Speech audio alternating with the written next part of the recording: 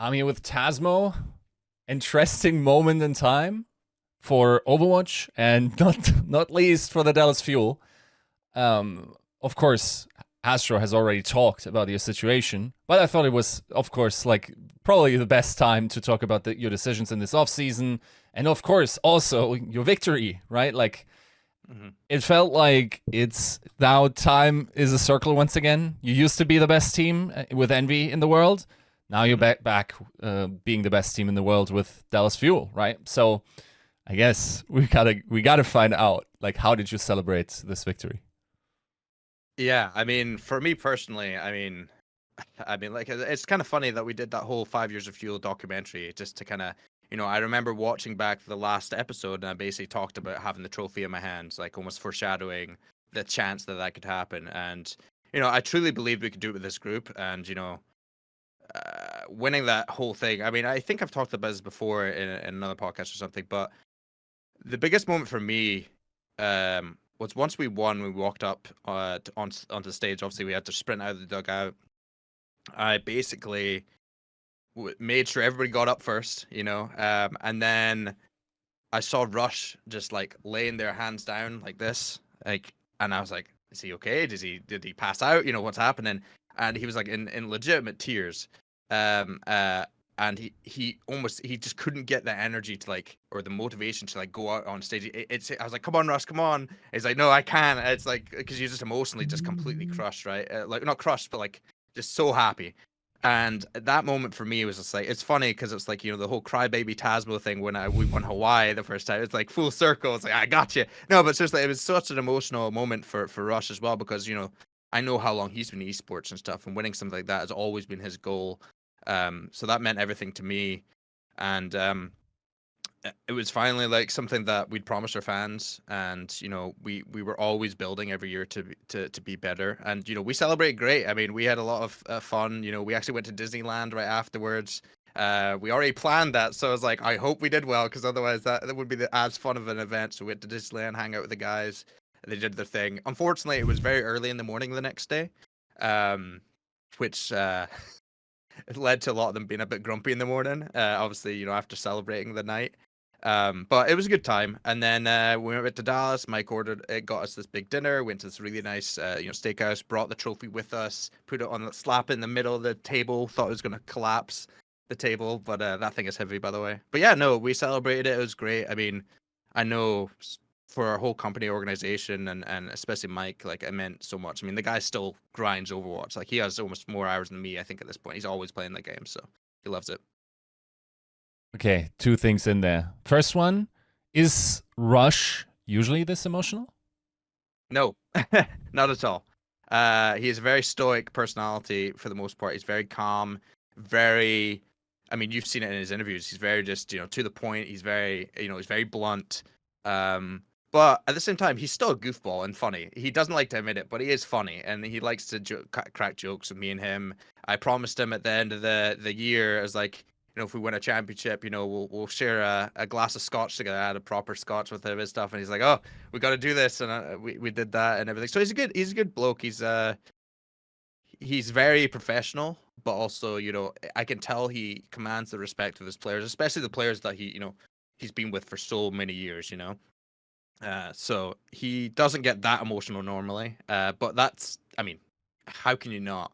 Like, that was the epitome, and what a match. Like, that match is still to this day so we have it actually in our HQ. We have lots of different in our front of our HQ. We have, now it's all Optic branded, but we have, parts of the fuel on there and everything else. But we have a TV that runs all the time, and a lot of the times it shows like our championship wins on the fuel. So it has, our Toronto one, but a lot of the times right now it's still showing the World Championship, and I'm just like, I still look at it, I'm like, damn, we really did win it, So it's like, it's crazy because it was like all up to us to win it, and then it was such a, then you have someone like Proper just trying to ruin your day. So it was a scary time for sure, but so happy we won it for sure. And the second one that wasn't your first answer, I'm faintly remembering something, and excuse me if I'm getting this wrong, but did you betray your guys for a free ride at Disney? Okay, yeah, I want to clear this up. That is so trolled by Fearless. I remember seeing this. This is the Fearless thing that I saw. Yeah, I want to actually clear this up. This is funny. I don't feel this was trolling at the end of the day, like, but people took this seriously. But thankfully, a lot of the redditors like came to defend me. And it's like, no, this is TazMo. I'm sure you didn't do anything like that. So, like I said, at Disney, I was actually going to bring this up. It's early morning, right? If you've ever been to Disney, people will know you have to. Especially, it was literally at Anaheim Convention, so a lot of fans were probably going to Disney. It was a very busy weekend or whatnot. So I told all the guys, like, look, we covered the whole thing. Go to Disney, and I was like, but we have to get there early, like 8, 9 a.m. And it took a while to get. It's a big group. It took a while to get them all set up with their tickets and everything else, and park hoppers, all this crap. Lots of stuff to deal with. And then we finally get in, and I'm like, okay, I'll take them to Star Wars Land first, because that's like one of the cooler spots to go to. And the ride was closed that we want to go on. So I was like, okay, because I wanted to get them going, and then I didn't want to like follow them around. I wanted to let them go on their way, right? Yes, my girlfriend was there, but again, like it was like an after curricular activity. It was no worries there. I told anybody could bring, I'm pretty sure some of the players actually brought their girlfriends and stuff. It's totally fine with those sort of things. I have no problem with. And I explained to all of them, I was like, hey, here's a massive list of things to do.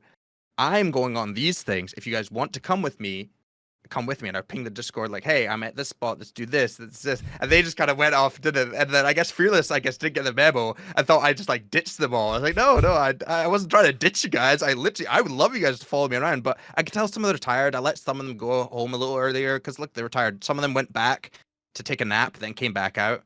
It's tough. I get it. A lot of them were probably up until like 4 a.m. And they had to wake up in 4 hours. So.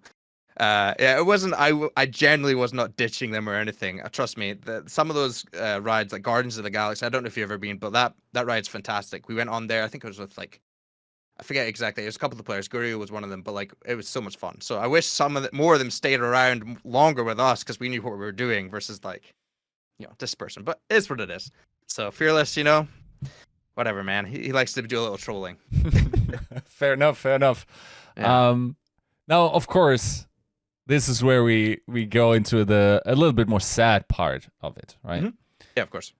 So I think one thing that some others, I think it was during the GM panel that some brought up, and I think like generally speaking, that's a legitimate thought that a lot of general managers deploy during the season is renew contracts while you still have control about these players in terms of like you're allowed to talk to them, right? They're not free agents. You can technically, without the markets taking effect on these negotiations, sign new contracts with them.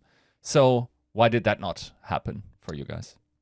I mean, I think it's kind of I understand the strategy there. I can definitely, it's not something we didn't think about, in past years and stuff, and guaranteeing contracts for future years. You never know. There's so many uncertainties, one with the league, like Mike mentioned, there can sometimes be uncertainties with that, especially of that year, right? We knew there was whisperings and didn't know exactly what was going on. And also just throughout the season, that's still like in the middle of the season, there's still so much uncertainties with the teams. We've seen countless teams, perform great and then not perform, all these other things. So it was something that we just didn't want to, overstress the players with. And at the same time, like, again, it's just, we wanted our team to make sure they focused on the current season and move from there, and we understand like the free agency stuff is there, but like that's where negotiations come into play. And, players typically want to, also they typically, if they're knowing they're going to be a free agent, for the most part, in my experience, I think a lot of players would like to be able to shop the market, do their thing, especially, come off in a good season. So again, it was just like, there's a lot of uncertainties there during that time. So we weren't really looking to do that at that time. I think like that, technically speaking, theoretically, all the power here is with the org, right? Because ever since we got the 30-day termination clauses, theoretically you could just sign these guys, and if you then deem not to be like the thing that you could have fired them, I feel like looking back at the heroes, looking back at the history of the Fuel, I think you guys generally like have a sense of loyalty towards the contracts that you're writing out, right? I feel okay. Let me phrase this way, and you tell me if this is fair. I feel like you in the past had very loyal and maybe overstretching contracts. You learned from that. Now you sort of looked at the situation and said, okay, let's play it safe. Maybe you played it a little bit too safe. Are you course correcting based on that? From that experience? I don't think it. I mean, sure, you always learn from your experiences, but I don't think it was like super ingrained in our heads. Again, I think it was just. I generally think it was more just the uncertainty of like moving forward the next season. Like you never do know at the end of a season, like But yeah, of course, like in past, like we have had some big contracts, but I don't know. I personally think we did the right thing and overall, and um, I get it. There's different strategies, but that was the move we wanted to do, and I think we'll stand by that. Right. Okay, there's another thing, because I feel like part of why the move that you guys will be in Korea next season is perceived in the way that it is because it happens in the context of another team actually switching cities and going from America to Seoul. And now you're announcing this one, and I think like the first one we got to get clearly define here is this a temporary move, or is this boiling the frog and eventually you will be the Seoul fuel? Yeah, no, I will say this right now. As of right now, there's zero plans to change this. Our plans for like our office space and set up over there and everything else is 1 year and that's it. And I think a lot of things as well, like it kind of made a bit more sense as well, like with Seoul Inferno, like they have T1 out there. There's so many other things that I think made more sense for them. This would be more of like a New York situation in a sense of them coming there and coming back. So that's where we're at. It's nothing, we generally want them to be back here in Dallas next year. No plans to change that. For sure. What's the setup like in Korea? Yeah, so it will be like an office space kind of style, and then apartments, kind of similar to what we have now in a sense. It'll be nice for the guys. Korea's great for that. It's I've been there a few times now, obviously, when back in the NBA days, and I visited like the Kongdu offices, stuff like that. Like they just know how to operate with really smart decision making on how they build out their spaces. So yeah, it'll be like an office space for them to compete out of and apartments for them. So makes sense, yeah. Mm-hmm. I feel like okay, this communicates, this move, right? I think you managed to retain a lot of key players. Mm-hmm. Knowing a little bit more from the interviews that I did with you guys, I think you probably managed to sign those key figures that are really instrumental for you guys. In my mind, from the interviews I did, it was probably Hanbin, who's the big one in terms of like the internal calling. It's like I think Rush called in a drill sergeant before. Then it was Sparkle, who is huge for the culture for you guys, but it's also like, of course, like whenever a Genji meta is at all possible, it feels like you guys force that. And because of his individual skill, it's possible. And he's big for the culture as well. And then I feel like you got to think about it this way. There's only so many coaches in the Overwatch League that have ever won a title. Mm-hmm. And for the time Rush has been in the league, success always followed him, right? Like he actually, I would have to think back every year with different teams, right? Mm-hmm. So I feel like securing those signings is big. I do agree that losing that backline is of course also a huge blow. But what I'm very interested in is like, is this like going this extra mile and going to Korea, and which is probably something that your guy said is like, okay, this would be a huge boon to us that probably weighs more heavily in terms of what we value rather than salary. Is this pretty radical move? Is this really a commitment to this core of those guys? Also, like, as long as the performance stays the same, is this a commitment also going forward? I mean, look, at the end of the day, Rush and the core that you mentioned have done great things for us, right? I mean, they've shown up, continuously done really great things. I mean, come 2023, we're really just going to focus on that for now, because there's, whole season going on.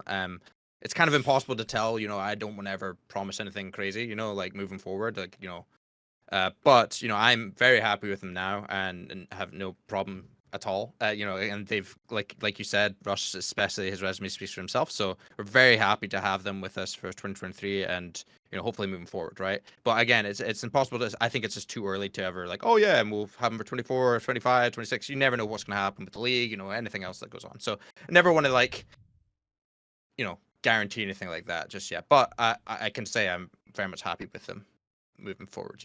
So For sure. Now another thing.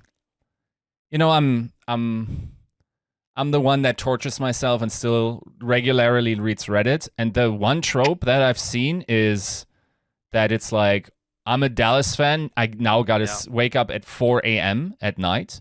And then I go into my little calculator and go like, 4 a.m. is actually like the most inopportune starting time of these APAC matches. Some of them start at 7 a.m., right? So in the past, so for instance, for London usually got the first slot, right, in the day. So it's more feasible for British people to still watch those guys, right? The same was true for when it was still Paris, right? Is this something that could be possible for you guys as well?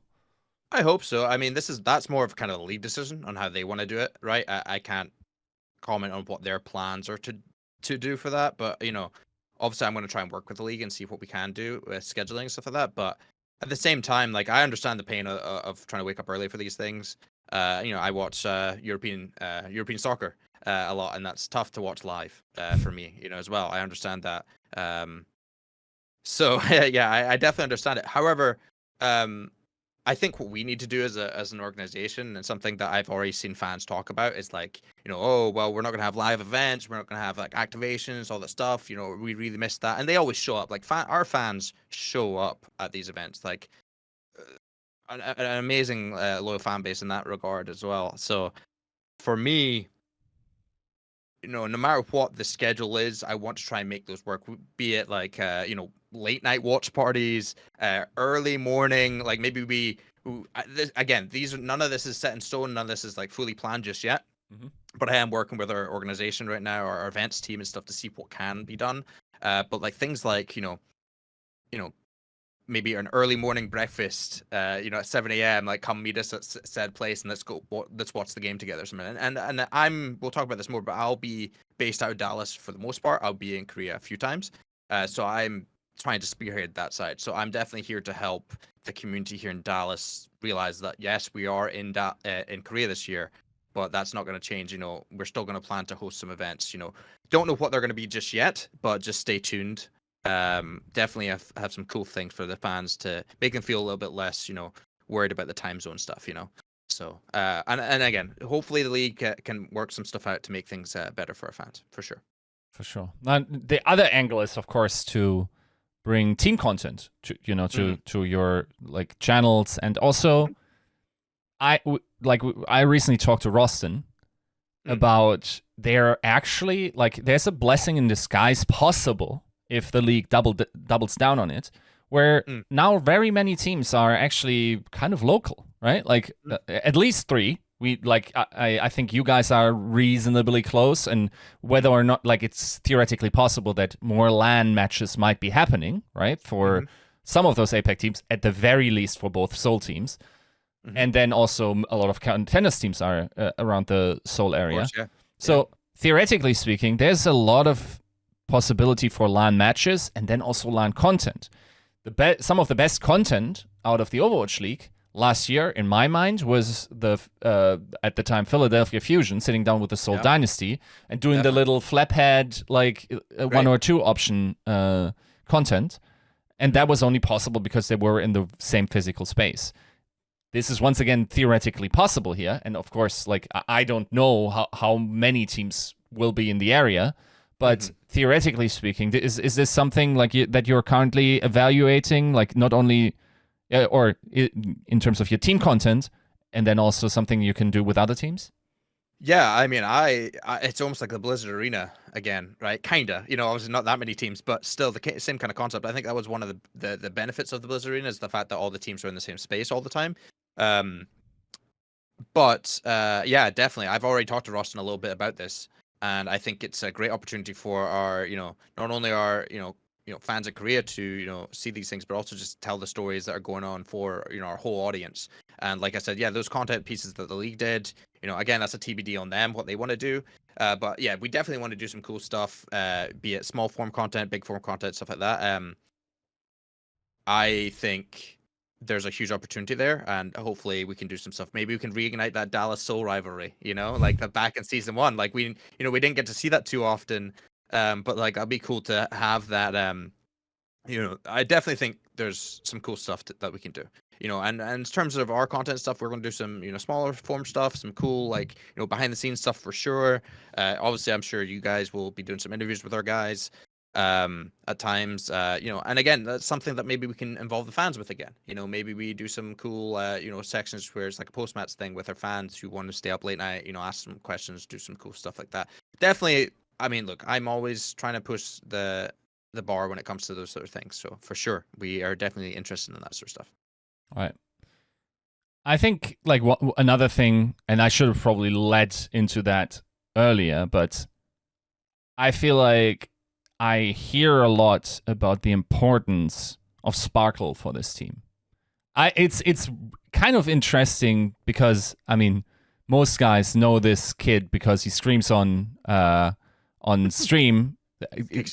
Can eventually occasionally be seen twerking in front of an LCD screen. Plays Genji pretty well, but to see that guy in any sort of leadership and or culture guy position is probably not on people's radar, right? Is there something to this? Like what does Sparkle bring to the team? I mean, I've always loved Sparkle. I knew, but even before I met him, I knew we'd get along really great, and I didn't expect the amount of impact he had on the team, especially with new players. I think he just I mean, you have Hambin, the drill sergeant, right? But like Sparkle is like almost like the class clown, but at the same time, he's incredibly talented as a player. Like I think people still to this day underrate his like mechanical skills sometimes. Like, like when he puts his mind to things, I still like he's one of those players that just excels, if he just takes the time to put the time in. And like the Tracer, like I mean, we've never seen a Pharah meta, and I really wish there was one because that guy is so good at that. I remember there's a little bit with like Pelican and Sparkle a little bit, and like the year before this, right? But like he is this is all gonna go to his head. I mean, his one of his best characters, Doomfist, got knocked out of the pool. Imagine if that was still in, So, yeah, I mean, he's a fantastic player. He needs kick up the bind sometimes by Rush for sure. But that bond there, I think, is also really special. I think because you can just tell that I think Rush really helps propel his Sparkle's career, like just by moving, pushing him to be better. Like he is hard on him. Like, he's hard on all the players, but like it definitely seems like, he just knows, Rush knows as much as all of us know his potential, like Sparkle's potential is really, really up there. And, he performs again and again in the big moments. And he just has a really good way of making things lighthearted, even in and out of game as well. Very welcoming, especially with new players.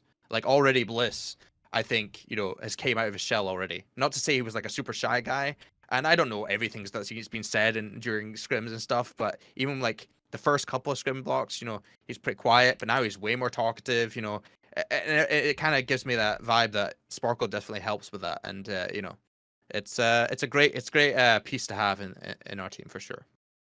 For sure. Now, of course, I feel like this offseason was a really special one, right?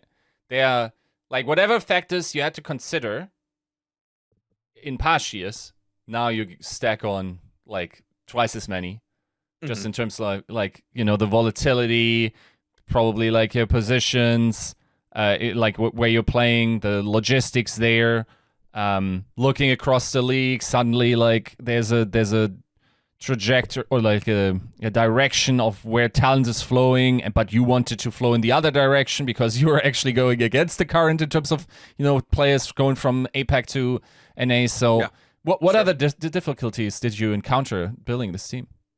I mean, obviously, like as far as relocation and stuff, that's obviously a tough thing to work on, and we with Helen did a lot of help there. Or Deer, she definitely helped us out a lot with communication back and forth, setting up in Korea. But I mean, the biggest difficulty with the roster construction, honestly, as a whole, is just like obviously we wanted to keep as many players as we did, and I think we truly did the best we could do.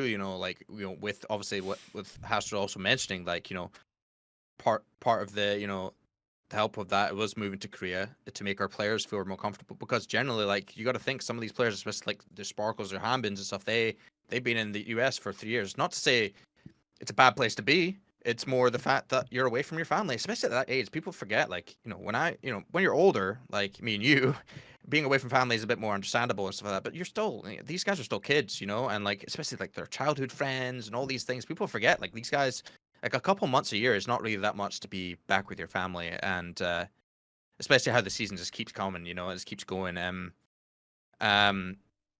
So yeah, that it's a tough one, but also you got to think, like, when you win the World Championship, your players are gonna be sought after, and at the end of the day, like, it's we did everything to try and keep our roster together, and we have a highly desirable free agents that ended up going elsewhere. So, but at the same time, like, I think we really did put together a really good core 5 right now. I think you look at teams out there, and I still personally believe that we have a very, very flexible team over many metas.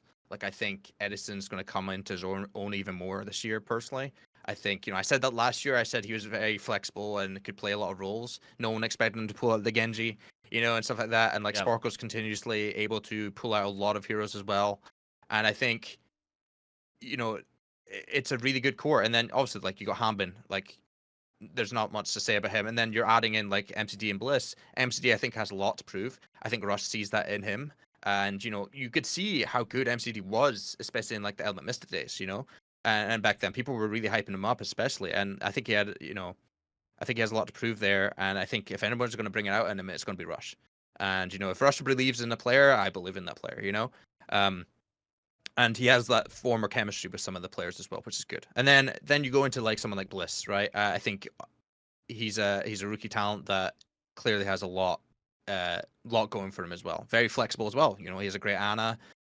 He's definitely got, like, I just feel that I'm very much happy with how we managed to move around the off season. It was a tough off season. Of course, it's never fun losing some of your players moving forward. But again, it's it's kind of not something that is abnormal in sports or esports. When you win a championship, it's a lot of times they're very sought after, so it makes sense. Sure. Now, theoretically, the off season is not over yet, right? Like, there's still theoretically players to sign. So, Yep. Are there any plans at the moment? Well, there's got to be some plan, right? No. So, yeah. So as of right now, we're planning to probably have a 6-man roster. I don't think we're going to go too much bigger than that. Again, I think it's, if you really even look at the games, the teams before, we mostly did play with almost like a 6-man roster last year. If you really look at it, like, with the rotation mostly of Fearless happen, and even not even that much there, right? So I think it's good to have quite a small roster right now, especially in Overwatch 2. I mean, a lot of the good rosters last year, like, kept to, like, their core 5 a lot of the time that they'd play.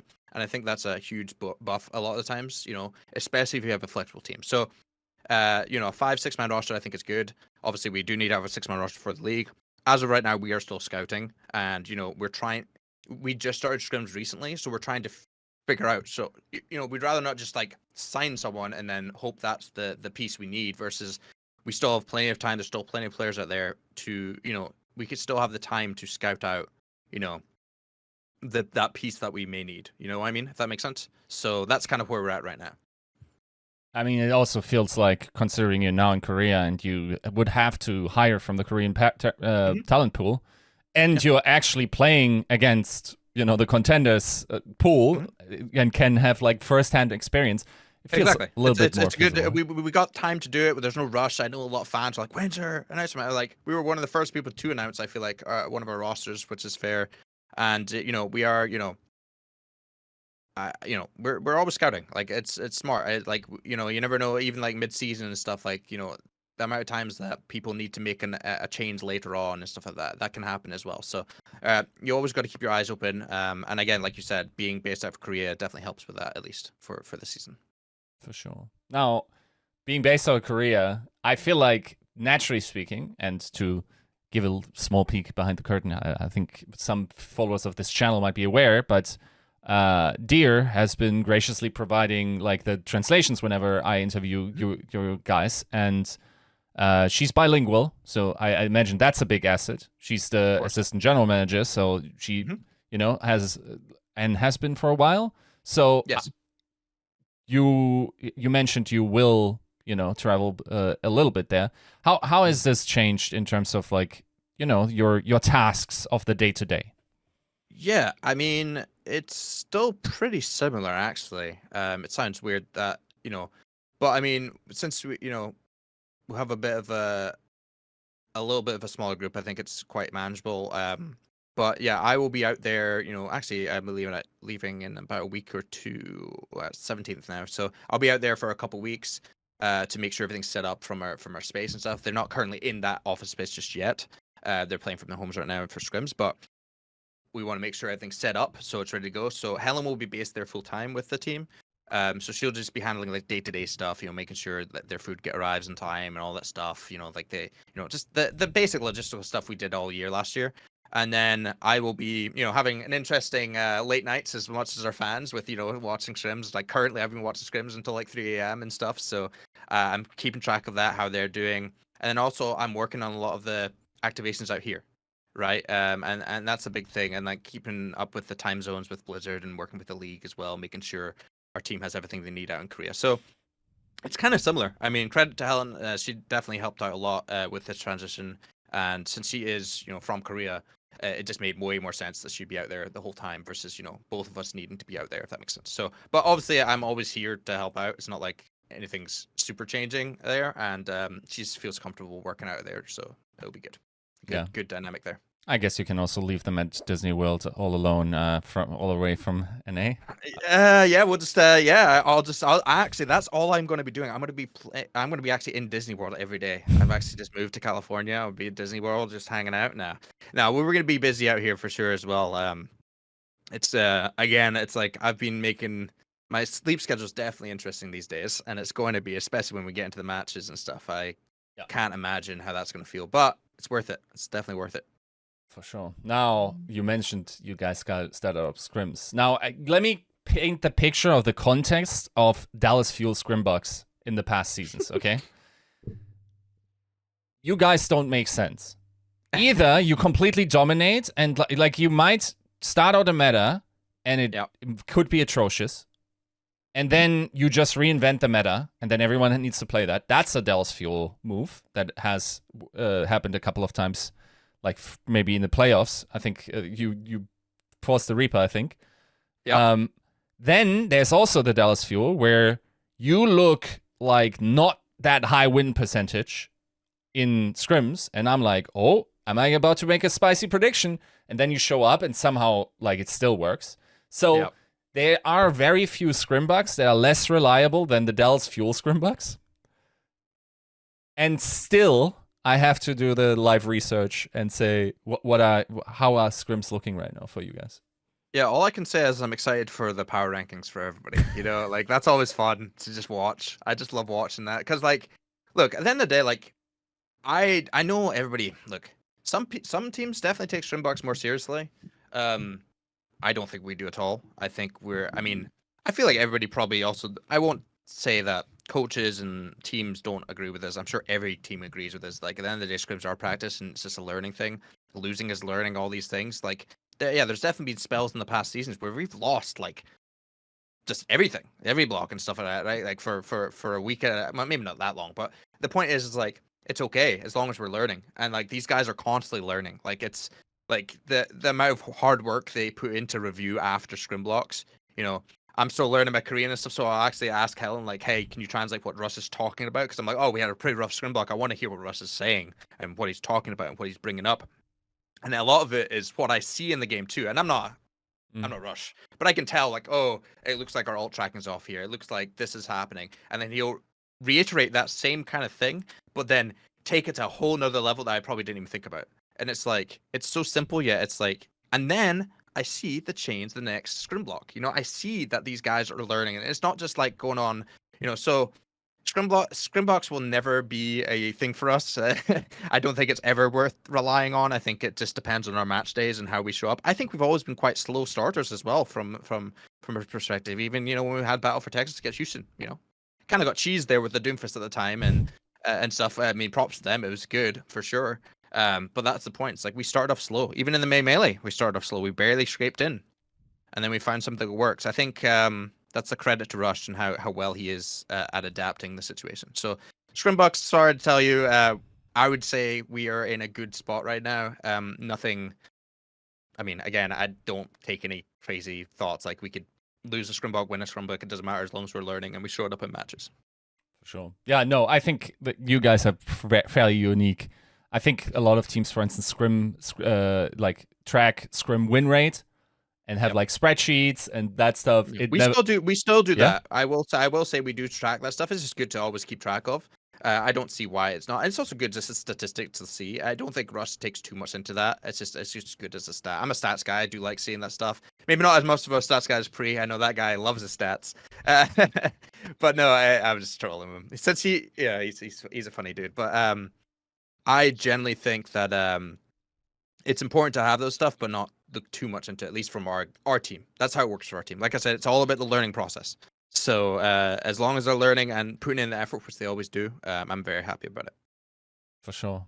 Now, I guess there's only one question left to ask, considering, I mean, you're now going into the title defense here, right? Of course. Yep.